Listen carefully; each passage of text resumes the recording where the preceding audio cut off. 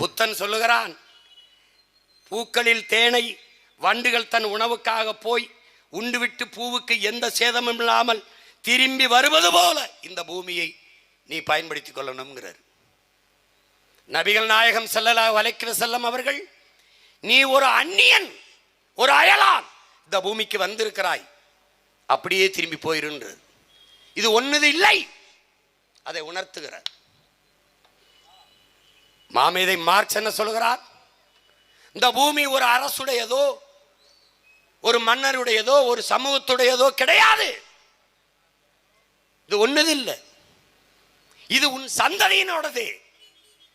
இன்று நீ வாழ்ந்து கொண்டிருக்கிற பூமியை இதையும் விட வளப்படுத்தி செழுமைப்படுத்தி உன் அடுத்த தலைமுறைக்கு ஒப்படைத்து விட்டு போக வேண்டும். அது உன் கடமை.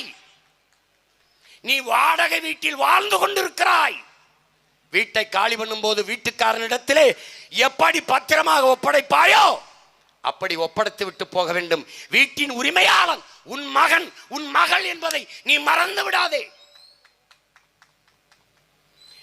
இந்த லாரியிலே உன் மலை மணலாக கற்களாக நொறுக்கி கொண்டு போகிற போது நீங்கள் பெற்ற பிள்ளைகளின் முகம் உங்களுக்கு நினைவுக்கு வருமானால் இந்த மகன் பேசியது வென்று விட்டேன் என்று பொருள்.